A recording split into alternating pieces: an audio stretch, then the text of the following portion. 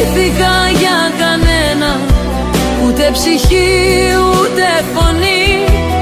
Με μεγάλωσε μάνα λεβέντισσα, με ήθος, αίμα και τιμή.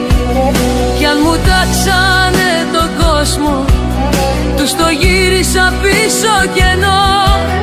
Δεν πουλήθηκα για κανένα, κι αυτό το χρωστάω στο Θεό. Με είδαν μόνοι, με φοβηθήκαν, με είπαν δύσκολη, σκληρή. Μα δεν ξέρουν τι κουβαλάω κάθε νύχτα μες στη σιωπή.